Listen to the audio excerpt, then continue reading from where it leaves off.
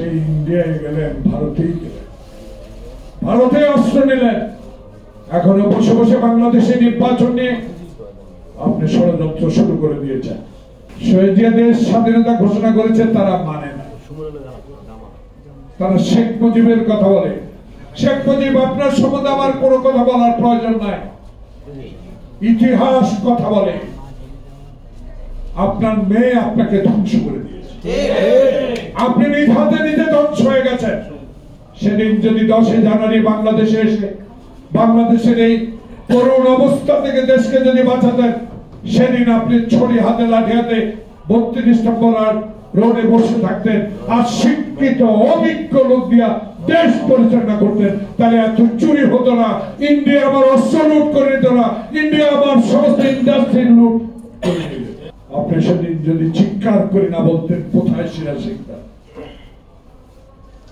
আপনি আপ্লুত হয়ে বক্তব্য দিয়েছেন রাতে শুতে যেতে পারেন, আমার ডানে চোর বামে চোর।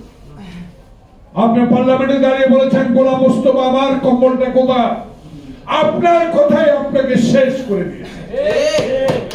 যদি সকল সংবাদপত্র বন্ধ করে না সাংবাদিকের লিখনিকে স্বাধীনতা দিতেন, সংবাদপত্রে যা বলে সত্য কথা বলে, সেদিন যদি আপনি বাসন্তী জাল পরে তার লজ্জা নিবারণ না করত, ইতিহাস আপনাকে শেষ করে দিয়েছে। হাসিনা বাকিটুকু শেষ করে আজকে 15 আগস্ট আপনার নামে একটা মিলাদ হতে পারে, কারণ আপনি, কারণ আপনার মেয়ে শেখ হাসিনা। সেই শেখ হাসিনা কার উপর ভর করছিলেন? ইন্ডিয়ার উপর, ভারতের উপর। ভারতে গণতন্ত্র থাকবে, বাংলাদেশে হাসিনা গণতন্ত্রের কোনো দরকার। আজকে তাই আবার আপনি সেই ইন্ডিয়ায় গেলেন, ভারতেই গেলেন, ভারতে আশ্রয় নিলেন। এখনো বসে বসে বাংলাদেশে নির্বাচন নিয়ে আপনি ষড়যন্ত্র শুরু করে দিয়েছেন। বাংলাদেশে আবার মঈন ফখরুদ্দিনের 111 আনার ষড়যন্ত্রে আপনি লিপ্ত রয়েছেন। কিছু 71-এর স্বাধীনতা বিরোধীর সাথে আবার আপনার কত বড় সাহস! জনগণকে নিয়ে পিয়ার ছাড়া নির্বাচন করবেন না, নিজের ভুলের জন্য প্রায়শ্চিত্ত করুন। আগে নিজেদের অতীতের কথা আগে নিজের মনে এনে ক্ষমা চান। জনগণ আপনার সাথে আছে না? খালেদা জিয়ার, তারেক রহমানের সাথে জনগণ আছে, প্রমাণ করুন না। পিয়ার টিয়ার বাদ দিয়ে নির্বাচনে অংশগ্রহণ করুন, কতটুকু জনপ্রিয়তা আছে। কথায় কথা জনগণের কথা বলেন, কথায় কথা নির্বাচনে যাবেন না, কথায় কথা অনেক কথাই বলেন, নিজেদেরকে প্রশ্ন করেন আপনারা কি ছিলেন। বাংলাদেশের ইতিহাস ভুলে না। বাংলাদেশের মানুষ আমরা গরিব হতে পারি, গরিবদের মন এত বড়।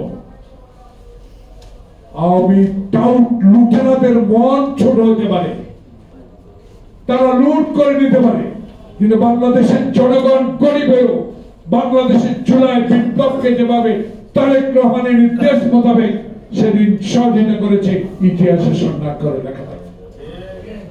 আজকে তাদেরকে নিয়ে বড় বড় কথা বলেন, কিন্তু একটা জিনিস ভেবে দেখেন, যে দিনের ভোট রাতে করে, যে কবর থেকে মৃত ব্যক্তি ভোটের ব্যবস্থা করে, যে সরকার বাংলাদেশে আইনাগর তৈরি করে, যে সরকার তারেক রহমানের লক্ষ লক্ষ নেতা কর্মীকে হাঁটু পানিতে দাঁড়িয়ে রাত কাটাবার ব্যবস্থা করেছে হাসিনা, যারা রাতের অন্ধকারে কবরস্থানে ঘুমিয়ে রাত কাটিয়েছে, যারা কোনদিন মা বাবার বুকে 16 বছরে একদিনের জন্য ঘুমাতে পারেনি। নোয়াখালীর লোক যুবদলের রংপুরে যা রিক্সা চালিয়েছে, ঢাকার লোক নারায়ণগঞ্জে গিয়ে পালিয়েছে। হাসিনার কাছে ইলিয়াসের ছোট্ট শিশুর চোখের পানির কোন দাম ছিল? হাসিনার কাছে ছিল শুধু ক্ষমতা, শুধু ক্ষমতা। হাসিনার কাছে ছিল বিএনপি পরিবারের ধ্বংস। হাসিনার মনের মধ্যে ছিল এই উত্তর প্লাজা থেকে শহীদ জিয়ার কবরকে কেমনে সরানো যায়? তার দূরভিসন্ধি ছিল একটা, গণতন্ত্রের দরকার না, আমার বাবা দেশ স্বাধীন করেছে, আমি দেশের প্রধানমন্ত্রী থাকবো, আমার 14 গোষ্ঠী দেশে ক্ষমতায় থাকবে, কেউ ক্ষমতা আসতে পারবে না, কারণ আমার বন্ধু হিন্দুস্তান। তারই প্রমাণ মোদী আপনি দিয়েছেন, তাকে আশ্রয় বলতে আমি সাহসের সহিত মনির রেজাবুদ্দৌলা খোকন আপনাদের পক্ষ থেকে আমার আর হারাবার কিছু নাই।